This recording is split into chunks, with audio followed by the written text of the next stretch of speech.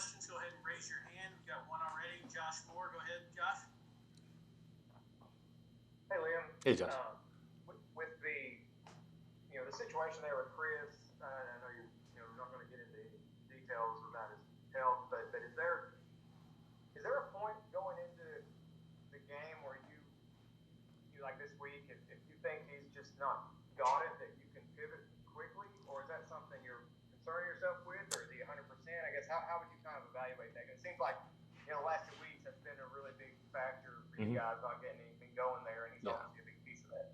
Yeah, I think Chris has the right mindset this week. I mean, I think he knows that it hasn't probably been up to par and up to his standards and our standards. And I think he had a great practice yesterday of being locked in, focused, detailed, and the same thing today. So you can always tell when a player, you don't have to always, beat it into him. He knows that it hasn't been good enough, and it's not to his standard. It's not to our standard. And I believe that he'll come out with a different mentality and the right mentality to come out here and play a really good game on Saturday night. Just to follow up on that real quick with the struggles. I think Georgia, everybody kind of expected maybe that to be a really tough deal. And I know Mississippi State was pretty good against the run too. Mm-hmm. Does that, though, not getting that kind of going, how much pressure does that put on Will and kind of factor into how he played down there? Totally, our balance. You just lose your balance, and when you're not getting it going, when you turn the ball over on P and 10, on 1st and 10, and we had the ball for 5 minutes, I believe, and 40 seconds in the second half, and it was in one of those type of games that once we threw the picks and had the turnovers early in the second half, now it becomes a throw game. Like going into the half, I wasn't planning on, throwing the ball, as much as we probably had to in the second half. You'd like to go into it. Obviously, you throw the pick before the half, which was obviously a tough one. And when you come out of the half, they go on that long drive. The defense holds them to 3, and then we go. And I believe that was when we, fumbled the ball, I believe, on that one. Then we go pick. Then, and it just spiraled from there. And then you end up having to throw the ball for the rest of the game just to stay in it. So, yes, it definitely affected things. But I believe the turnovers really got us off of our balance. John Hale. Liam, it felt like Will had turned a corner in those LSU and Georgia games. What exactly happened Saturday, and how normal is it for a quarterback to be inconsistent at that point in his career right now, I guess?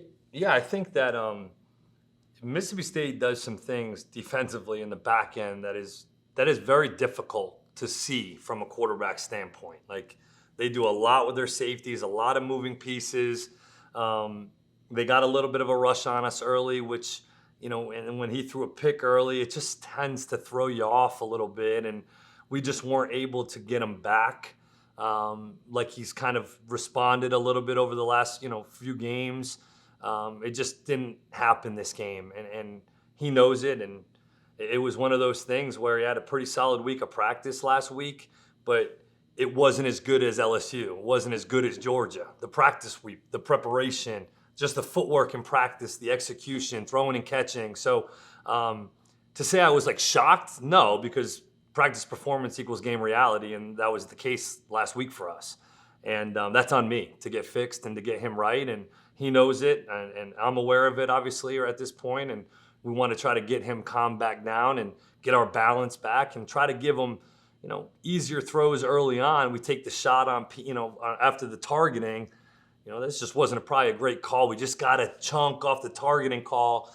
I got to be a little bit more patient and run it. I was trying to take a shot there, which we did have. We were just a little late on it. And, I can help him out in that situation by just giving him an easier completion that early in the game specifically.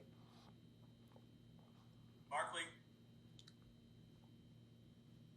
And going off of the quarterback talk, was there any mention of maybe putting Bo in toward the end while Will was struggling maybe after the third turnover? No. That was never a conversation at the time. I mean, Will's our guy. He's got to fight through that stuff. I mean, at the end of the day, how many starts has the kid had in his career? So, it's not as if we played perfectly around him to make that kind of decision at the time. But we wanted him, and he wanted to fight through it. And it's not easy to fight through that type of adversity. And he got a ton of live throwing reps, which he needs. And no, that was never a conversation. But Bo was definitely ready if his number was called. But that wasn't any dialogue we had on the sidelines as coaches. And speaking of the third interception, what at that point in the game, what's that conversation like on the sideline to try to get him to calm down? Yeah, I mean, there's not a ton of conversation at times with Will. He can come off and know that he made a mistake, and kids make mistakes, and it wasn't a great play call. And at the end of the day, each opportunity that you have, we got to take advantage of, because we don't know when we're going to get it again. So the kid made a great play. If you look at the film, the linebacker makes a really good play. He shouldn't have forced the ball, but the linebacker made a good play and tipped it right to the nose guard, and we're in a tough spot right there. So he knows pretty quickly after he makes a mistake, and at times we'll say, hey, just let me go, just let me be for a minute, and I got to give him that space and allow him to calm down and relax. I might be mistaken, but I don't know if you all been able to connect on one of those deep shots, those home runs in the month of October. Obviously, the defense has improved a lot. Mm-hmm. You're not going to see too many like that. But is there something else off? Or have the throws not been there? Is it communication? How would you dissect that? I think that play was definitely a little bit of a miscommunication between Wandell and not Wandell. Wandell ran a really good route. He beat the safety clean as a dream. That was a throw that we had shown the guys on Tuesday of some NFL teams hitting flatter angle of the throw, and when the bullets were live, it just didn't get done. And at the end of the day, yeah, that's on him. He'll take that decision. He'll take that throw back every day. But I think I can help in that situation, especially once we got the momentum swing with the targeting call. Just don't get greedy. There's no reason to get greedy in that instance. Let's just get a good drive together. It's the first drive of the game. That was me being greedy as a play caller, and I can't put those guys in that situation again. Hagan, Looking forward to this week, what do you see as the biggest challenge that Tennessee will present, and what's your main focus to address that? They're fast. They're definitely fast on defense. If you look at them from last year to this year, they've trimmed up, it looks like, on the defensive side of the ball. They're playing a lot more athletic body types, on the edges at the linebacker spots. These guys can really fly around and run around really well.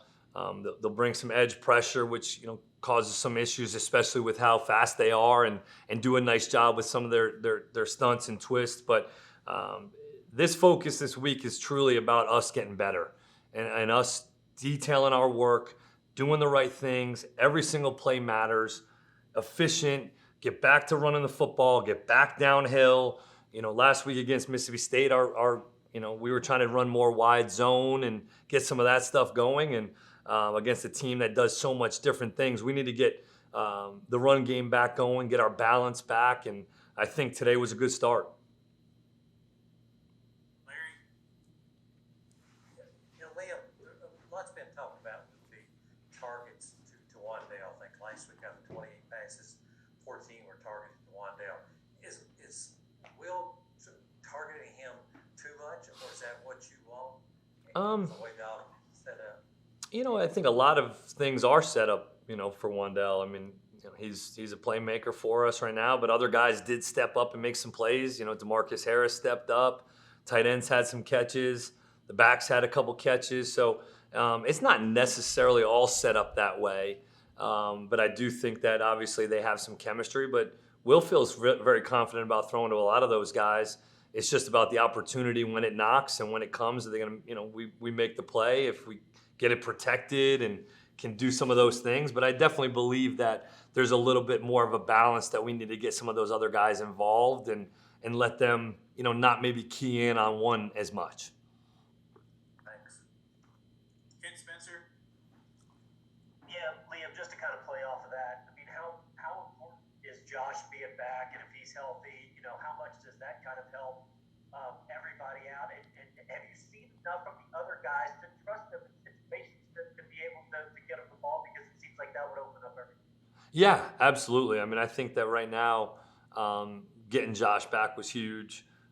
He just gives you, a calming presence of somebody who's played a ton of snaps and a guy that can make plays. I mean, him and Will, just missed right before the half on the go ball down the sidelines, which would have been a huge play before the half. And, obviously Epsy and DeMarcus stepped up. And, but after that, it's a little bit thin at the, receiver spot right now in terms of the, just the execution and the snaps and, trusting those guys to be in the right spots at the right times. And, I think getting the tight ends back involved this week a little bit will help. And, I do think that creating a little bit more balance throughout the targets can definitely help those guys.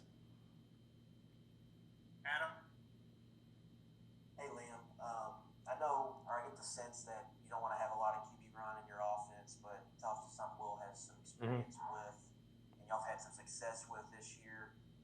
Is that something you could see maybe being involved more as you all get down the stretch, or is that something where you just want to, a couple times a game, you don't want to really rely on that? Yeah, I think it's one of those things that if it presents on film, we'll absolutely, want to do it. Like as you saw earlier in the year and against LSU and against Georgia and Mississippi State, the way their front structures played out, we just didn't feel as though those were great plays going into this past week. And, so if it presents, and obviously, Tennessee has played against some quarterback runs and some guys have hit some draws and some things like that against them. And Corral had a big game running the ball against them. So it's definitely something that on film, hopefully we can, take advantage of. But if it doesn't present itself against, how they're doing some things, it might not pop, but I definitely believe that we'll get back to going, just running our normal offense. The last couple of weeks, these defensive structures just don't let you do everything you want to do, Did that 3-3-5, did that catch you by surprise at all? Was it more difficult than you thought going in? Yeah, not by surprise. It was more so, I knew going in we were going to have patience. And then you get into the game and we're running, I'm trying to run the ball. It wasn't like we were just throwing it all over the place, early. We were trying to run it a little bit. And, if we didn't go into the half with the interception and then they go down and take up all that clock and we just got off balance. And that's definitely something that it can affect your whole game plan. Is when you get behind and now you got to start throwing it to create some juice and momentum, and then you turn it over so quickly. Defense is on the grass for so long. You're trying to establish some drives, and at that point, it was a little bit, not over, but it was just, hey, we're in a different type of game now. So those things can happen. Obviously, that's not the plan going in, in any week. All right, we got two more. John Long and then Jeff Drummond. John, go ahead. Liam, so much has been made about the pace and tempo of Tennessee's offense. Are you generally speaking pleased with the tempo and pace of your offense this year? Yes, I mean, we probably don't, challenge people as much with tempo at times. I mean, we played from no huddle last week a good amount because we kind of needed to. And, the point of the offense is to be able to run plays effectively, from the huddle, but we can create some more no huddle instances. And I probably didn't do a good enough job of creating some tempo last week. We did do some tempo in the run game last week where we're going no huddle and things like that. But yeah, Tennessee plays at a different speed, and that's something that definitely challenges you as a team. But it's not anything, we're focused on us, and what we do is to try to hold the ball a little bit. Obviously, when you turn it over, you don't hold it as long as you'd like to, but that's something that we're definitely challenged with this week. Yeah, so this is a little bit counterintuitive, but based on how quickly Tennessee plays on their side of the ball, are you saying that kind of affects how you game plan? No, not affect. I wouldn't say it affects. It's just you just have to be a little bit conscious of, taking care of the football, winning on first and second down. We did a great job on third down last week, but we didn't win on first and second down. And that's where our challenge will be this week, will be executing on first and second down, getting into third and manageables. I think they have like something 45 plus third and 11s pluses on the year. So that's something that we cannot live in. And we need to be able to manage first and second down to sustain drives. It's not necessarily to keep their offense off the field. It's just we need to score. We need to score points regardless. And I think that just sustaining drives, winning early downs, keeping our balance will be a huge key this week. All right, last question, Jeff Drummond. Hey, Liam, kind of stole my thunder there a little bit. I was going to ask you about the early downs. First down it shows you from the stats averaging 5 yards a play on first. And you were 6 of 10 on third down. Second down. Is it as simple as kind of that second down? Yeah, this past game it was, and a few of my play calls, just weren't, fitting for a few of those situations. 2nd and 10 when you throw it, and now you're in 3rd and 10, and you got no yards off of that, the second down. So there was a few things that I obviously would love to have back from a play calling standpoint on first and second down, but specifically those second downs is where we didn't do enough to put ourselves in, situations to just get first down again. We had some second and long, second and mediums that we didn't convert on for whatever reason, whether it be play calling, execution, anything that put us in a lot of third down. So yeah, first and third down we were solid on, but our second down, execution and play calling wasn't good enough. Coach, thank you for your time. We appreciate it. Thank you, guys.